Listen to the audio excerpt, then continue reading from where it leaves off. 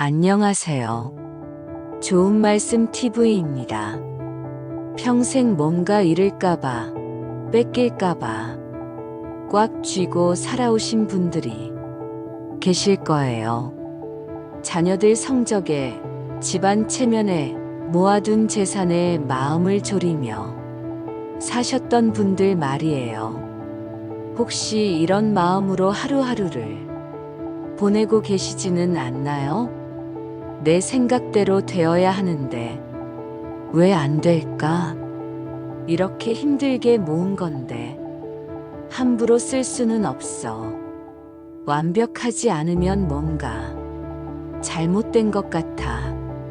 만약 이런 생각들 때문에 마음이 무겁고 답답하시다면 오늘 이 30분이 여러분 인생에 작은 변화를 가져다 줄 거예요.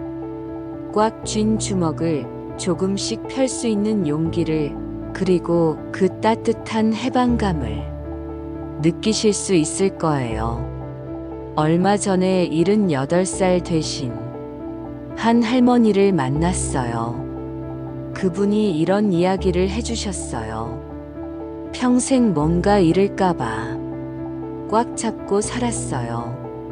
아이들 성적표가 나오면 밤잠을 못 잤고 조금이라도 손해볼 일이 있으면 며칠을 끙끙 앓았어요. 집 앞물건 하나하나까지 다 챙기고 관리하느라 정말 피곤했죠.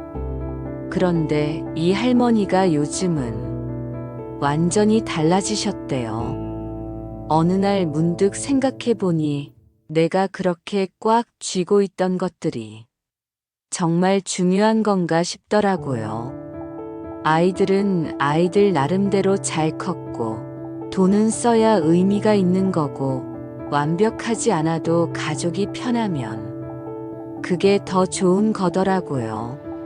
손을 펴니까 마음이 이렇게 편할 줄 몰랐어요. 또 다른 분은 이런 말씀을 하셨어요. 80살이신 할아버지였는데요. 손자 성적 때문에 속 태우고 살았어요. 우리 손자만큼은 인류 대학 가야 한다고, 그래야 대접받고 산다고 생각했거든요. 손자가 공부하는 모습 보면서도 계속 잔소리했죠. 그런데 어느 날 손자가 이렇게 말했대요. 할아버지, 저는 할아버지가 그냥 제 편이었으면 좋겠어요. 공부 못해도 시험 못 봐도 그냥 우리 손자라고 해주셨으면 좋겠어요. 그 말을 듣고 할아버지 마음이 확 뚫렸다고 하시더라고요. 아, 내가 손자를 사랑한다고 하면서 사실은 내 욕심을 채우려고 했구나. 손자는 손자대로 행복하게 살면 되는 건데 왜 내 기준에 맞추려고 했을까? 그 후로는 손자 성적에 대해서는 한마디도 안 하신대요. 대신 오늘 학교에서 재미있는 일 있었니? 이런 이야기를 나누신다고 해요. 그랬더니 손자가 오히려 할아버지께 더 많은 이야기를 해준다고 하시더라고요. 또 이런 경우도 있었어요. 75세 되신 한 어머니 이야기인데요. 평생 아끼고 아껴서 모은 것들이 집에 가득했어요. 그릇, 옷, 이불, 온갖 생활용품들을 언젠가 쓸 날이 있을 거라고 생각하면서 다 모아뒀죠. 그런데 나이가 들고 보니 그것들이 짐이 되더라고요. 그래서 용기를 내서 하나씩 정리하기 시작하셨대요. 이웃에 새로 이사온 젊은 부부에게 그릇들을 나눠줬어요. 잘 안 입던 옷들은 필요한 사람들에게 드렸고요. 처음에는 아까운 마음이 들었는데 막상 정리하고 나니까 집도 넓어지고 마음도 시원해지더라고요. 가장 인상 깊었던 건 이 말씀이었어요. 그동안 내가 물건을 아끼는 게 아니라 물건이 나를 묶어두고 있었구나 하는 생각이 들었어요. 이제는 필요한 만큼만 있으면 되고 나머지는 나눠주니까 오히려 더 풍요로워진 기분이에요. 이런 이야기들을 들으면서 느꼈어요. 우리가 평생 꽉 쥐고 살았던 것들, 사실은 그것들이 우리를 더 힘들게 만들고 있었던 건 아닐까 하고 말이에요. 오늘은 2500년 전 한 현명한 분이 깨달으신 소중한 가르침을 여러분과 나누고 싶어요. 바로 집착을 내려놓는 지혜에 대한 이야기입니다. 모든 것이 꿈이나 물거품 같다는 말이 허무한 소리가 아니라 우리를 자유롭게 해주는 따뜻한 위로라는 것을 알게 되실 거예요. 그리고 욕심내지 말고 베풀며 살라는 말의 진짜 의미도 함께 나눠보려고 해요. 오늘 이 시간을 함께 하시고 나면 내일 아침부터는 조금 다른 마음으로 하루를 시작하실 수 있을 거예요. 무언가를 꽉 쥐어야 안전하다고 생각했던 마음에서 손을 펴야 더 많은 것을 받을 수 있다는 자유로운 마음으로 말이에요. 그럼 지금부터 첫 번째 이야기, 모든 것이 물거품 같다는 말의 진짜 의미부터 함께 들어보겠습니다. 2500년 전 석가모니 부처님께서 깨달으신 소중한 가르침이 담긴 금강경이라는 경전이 있어요. 그 마지막 부분에 이런 말씀이 나옵니다. 일체유의법 여몽한 포영 여로역 여전 응작 여시관. 한자로 되어 있어서 어렵게 들리시죠? 우리말로 풀어보면 이런 뜻입니다. 세상의 모든 일들이 꿈 같고 헛개비 같고 물거품 같고 그림자 같으며 이슬 같고 또한 번갯불 같다. 세상을 이렇게 보아라.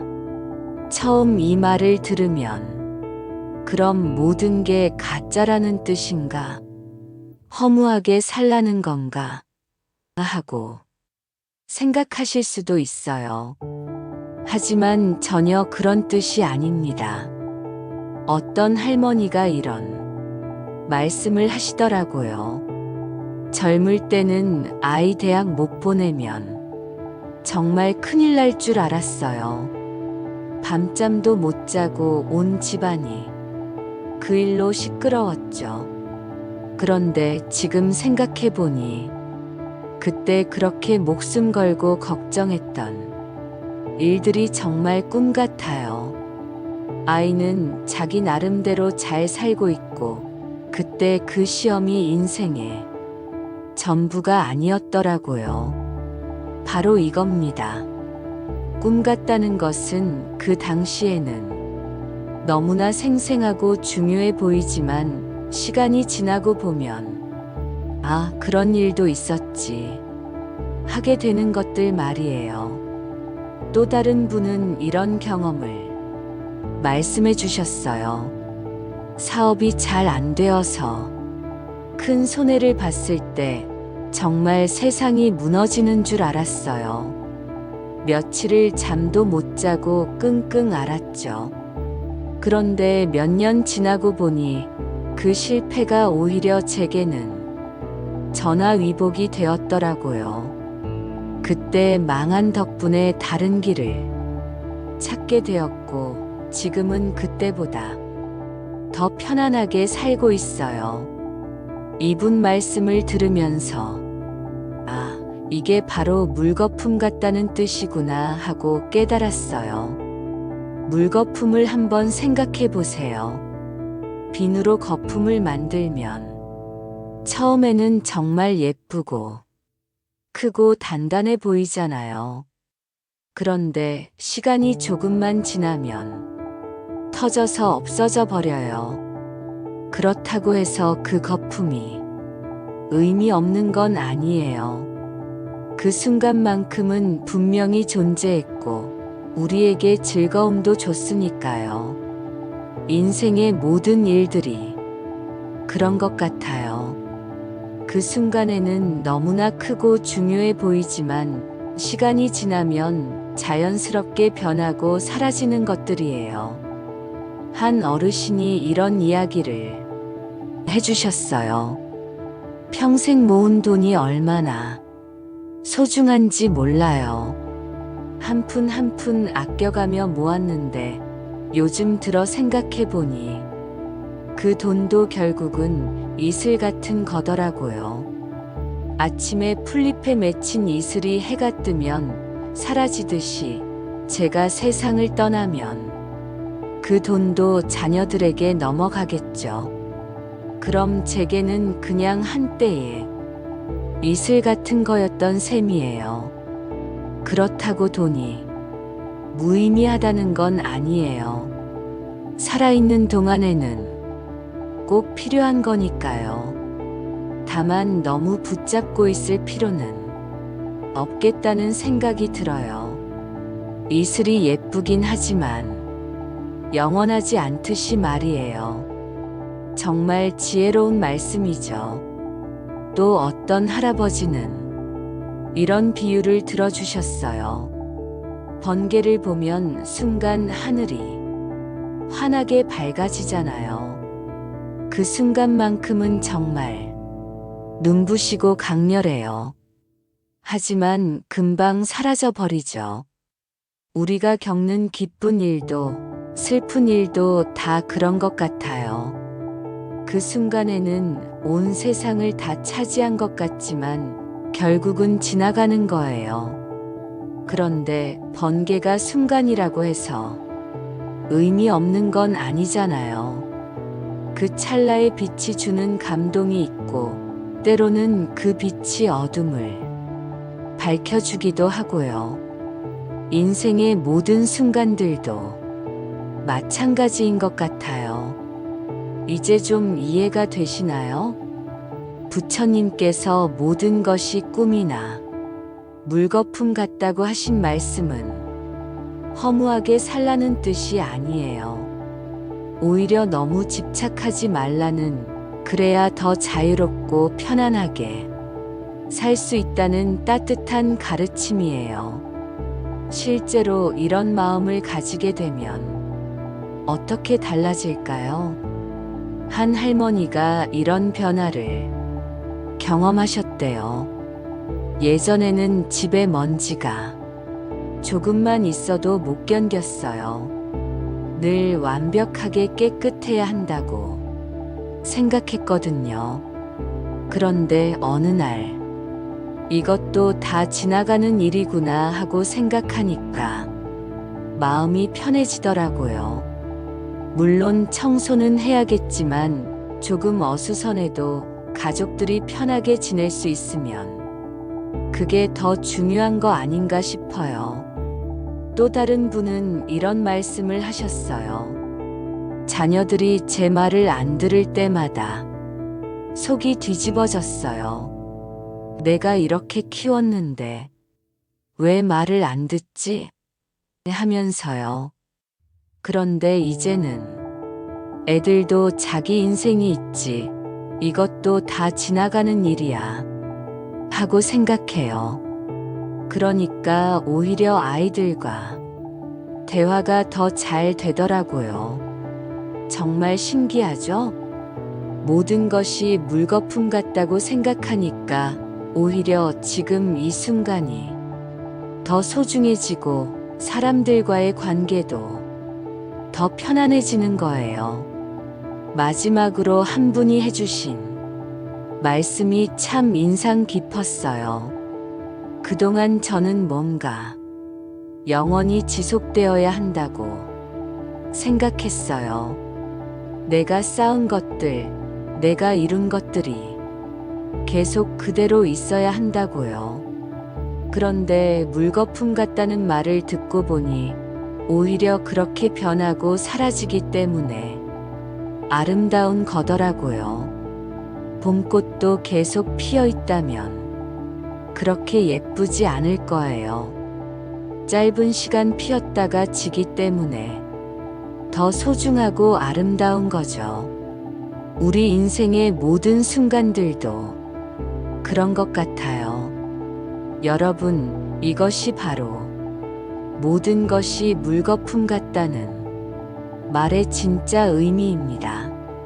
무의미하게 살라는 게 아니라 너무 꽉 붙잡지 말라는 거예요. 그래야 진짜로 소중한 것들이 보이고 지금 이 순간을 더 깊이 느낄 수 있다는 거예요. 이제 두 번째 지혜로 넘어가 보겠습니다. 손을 펴면 더 많이 받을 수 있다는 이야기입니다. 같은 금강경에 이런 말씀이 나와요. 응무소주 이생기심. 이것도 한자라서 어렵게 들리시죠? 쉽게 풀어보면 이런 뜻입니다. 마음을 한 곳에 머물러 두지 말고 그러면서도 자비로운 마음을 일으켜라. 좀 더 쉽게 말하면 욕심내지 말고 베풀며 살아라. 이런 의미예요. 처음에는 이 말이 좀 이상하게 들릴 수 있어요. 욕심내지 말라는 것은 이해가 되는데 베풀라고 하면 뭔가 모순처럼 느껴지거든요. 욕심내지 말라고 하면서 베풀라고 하니까 말이에요. 그런데 실제로 이 말씀대로 살아보신 분들 이야기를 들어보면 정말 신기한 일들이 일어나더라고요. 한 할아버지가 이런 경험을 말씀해 주셨어요. 제가 젊을 때는 정말 욕심이 많았어요. 돈도 더 벌어야 하고, 집도 더 큰 걸로 사야 하고, 뭐든지 더 많이 가져야 한다고 생각했죠. 그런데 나이가 들면서 문득 생각해 보니 아무리 많이 가져도 만족이 안 되더라고요. 그래서 어느 날부터는 생각을 바꿨어요. 이제는 받는 것보다 주는 것을 생각해 보자 하고요. 처음에는 작은 것부터 시작했어요.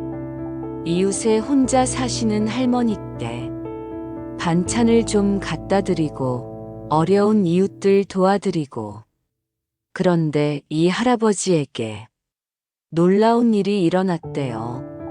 신기하게도 제가 나눠줄수록 오히려 더 풍요로워지는 기분이었어요. 돈은 조금 덜 모이겠지만 마음은 훨씬 더 부자가 된 느낌이었죠. 그리고 정말 이상한 건 제가 남을 도와줄 때마다 어디선가 저에게도 도움이 오더라고요. 또 다른 할머니는 이런 이야기를 해주셨어요. 저는 평생 자식들한테만 매달려 살았어요. 자식들이 잘 되는 게 제 인생의 전부였죠. 그러다 보니 자식들에게 이것저것 요구하는 것도 많았고, 내가 이렇게 해줬는데 너희는 뭘 해주냐 하는 마음도 있었어요. 그런데 어느 날 깨달았어요. 내가 자식들한테 무언가를 바라고 주는 건 진짜 주는 게 아니구나 하고요. 부처님께서 말씀하신 응무소주라는 게 바로 이런 뜻인 것 같더라고요. 아무것도 바라지 말고 그냥 주라는 거 말이에요. 그래서 이 할머니도 마음을 바꾸셨대요. 자식들한테 뭔가 해달라고 조르는 대신 제가 먼저 베풀기 시작했어요.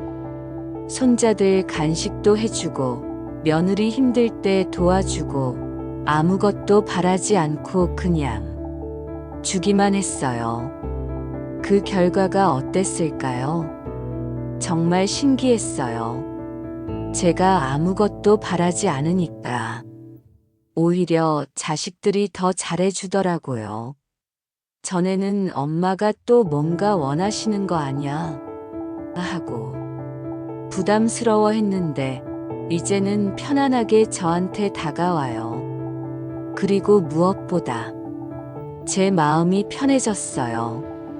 이게 바로 부처님께서 말씀하신 응무소주 이생기심의 진짜 의미인 것 같아요. 또 이런 분도 계셨어요. 78세 되신 할아버지인데요. 저는 평생 뭔가 손해보는 게 싫었어요. 누가 저보다 더 받으면 배가 아팠고 제가 조금이라도 더 내야 하는 상황이 오면 밤잠을 못 잤어요. 그런데 그렇게 살다 보니 사람들이 저를 피하더라고요. 어느 날 문득 생각해 보니 내가 손해 안 보려고 하니까 오히려 더 큰 손해를 보고 있구나 싶더라고요. 친구도 없고 이웃과도 멀어지고 돈은 좀 아꼈을지 몰라도 인간관계는 다 잃은 셈이었죠. 그래서 이 할아버지도 생각을 바꾸셨대요. 이제는 조금 손해본다 싶어도 그냥 웃고 넘어가려고 해요. 식당에서 계산할 때도 내가 내게 하고 먼저 나서고 이웃들과 뭔가 나눌 일이 있으면 제가 더 많이 내려고 하고요. 그 결과는 어땠을까요? 정말 놀랍더라고요. 제가 먼저 베풀고 양보하니까 사람들이 저를 더 좋아하게 되었어요. 그리고 이상하게도 제가 베푼 것보다 더 많은 것들이 저에게 돌아오더라고요. 누군가 맛있는 것 해오면 저를 먼저 생각해주고 어디 좋은 데 가자고 하면 저를 꼭 불러주고 이분이 하신 말씀이 정말 인상 깊었어요. 손을 꽉 쥐고 있으면 아무것도 들어올 수 없어요. 하지만 손을 펴면 더 많은 것들이 들어와요. 베풀기 시작하니까 제 마음도 넓어지고 사람들도 저에게 더 많은 것을 주게 되더라고요. 또 다른 할머니는 이런 변화를 경험하셨대요. 저는 집 앞 물건들을 정말 아꼈어요. 좋은 그릇, 예쁜 옷, 비싼 이불 다 아껴두고 혹시 망가질까봐 쓰지도 않았어요. 손님이 와도 평소 쓰던 그릇만 내놓고 좋은 건 다 장롱 깊숙이 넣어뒀죠. 그런데 어느 날 생각해보니 그렇게 아껴뒀던 것들이 정작 아무 의미가 없더라고요. 쓰지도 않으니까 있으나 마나 한 거였죠. 그래서 용기를 내서 하나씩 꺼내서 쓰기 시작했어요. 좋은 그릇에 음식 담아서 가족들과 함께 먹고 예쁜 옷도 입고 나가고 좋은 이불도 깔고 자고 그랬더니 똑같은 물건인데도 훨씬 더 의미 있게 느껴지더라고요. 그리고 이 할머니는 한 걸음 더 나아가셨어요. 이웃에 새로 이사 온 젊은 부부에게 쓰지 않던 그릇들을 나눠줬어요. 처음에는 이런 좋은 걸 줘도 될까? 싶었는데 그분들이 정말 좋아하시더라고요. 그리고 저도 기분이 정말 좋았어요. 그 후로는 좋은 것들을 혼자만 간직하지 않고 나누게 되었어요. 그러니까 집도 깔끔해지고 마음도 가벼워지고 정말 좋더라고요. 여러분, 이것이 바로 응무소주 이생기심의 진짜 의미입니다. 응무소주는 한 곳의 마음을 고정시키지 말라는 뜻이에요. 내 것, 내 이익, 내 편안함에만 마음을 묶어두지 말라는 거죠. 이생기심은 자비로운 마음을 일으키라는 뜻이에요. 남을 위하고 베풀고 나누는 마음을 가지라는 거예요. 처음에는 이 둘이 모순처럼 보이지만 실제로는 하나로 연결되어 있어요. 내 것에만 집착하지 않으니까 남을 위할 수 있는 여유가 생기고 남을 위하다 보니까 내 집착도 자연스럽게 줄어드는 거예요. 한 분이 이렇게 정리해 주셨어요. 예전에는 내가 손해보면 안 되라고 생각했는데 이제는 내가 베풀면 모두가 이익이야 라고 생각해요. 그리고 정말로 그렇더라고요. 제가 베풀수록 제 주변도 더 풍요로워지고 저 자신도 더 행복해져요.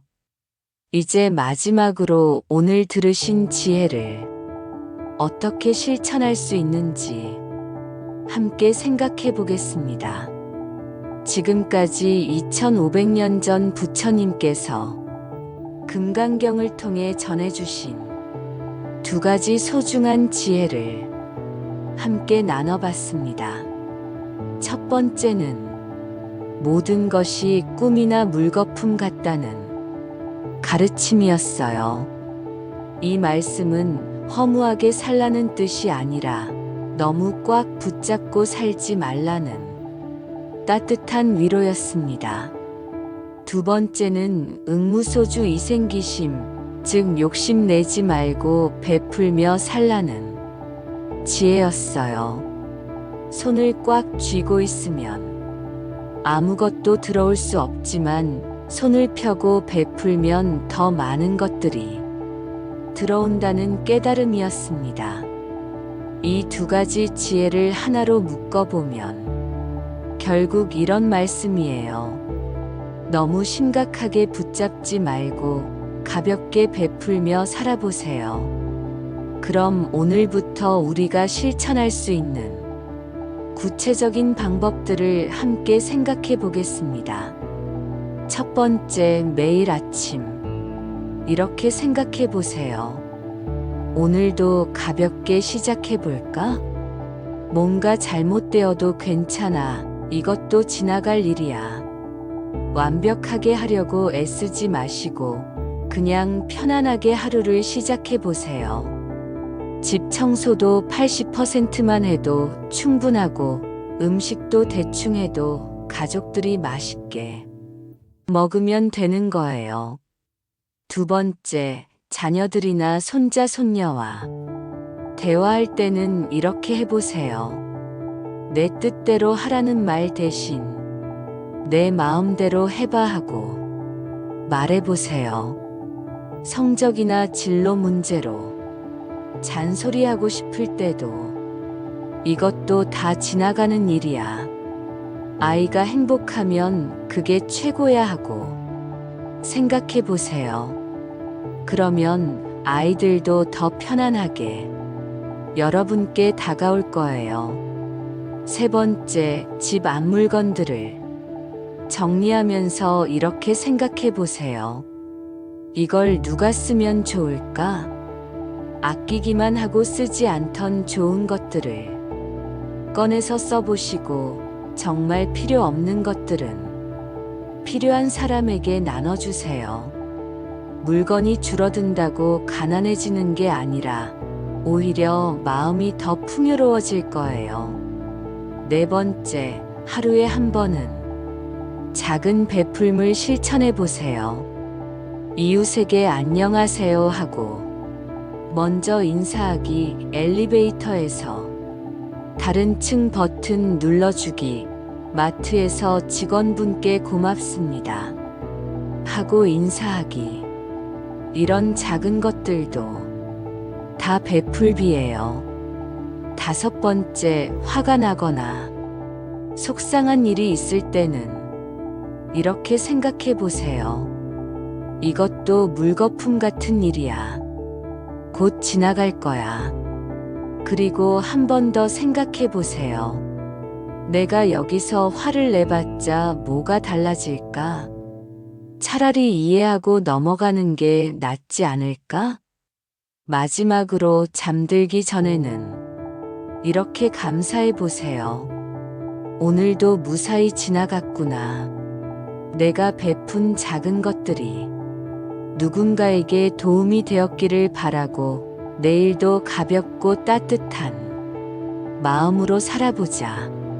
여러분, 이 모든 것들이 한꺼번에 다 완벽하게 되어야 하는 건 아니에요. 하나씩 천천히 여러분 속도에 맞춰서 해보시면 돼요. 중요한 건 마음가짐이에요. 꽉 쥐고 살아야 안전하다는 생각에서 손을 펴고 살아야 자유롭다는 생각으로 조금씩 바꿔보시는 거예요. 평생 뭔가 잃을까봐, 손해볼까봐 꽉 쥐고 사셨다면 이제는 손을 펴보세요.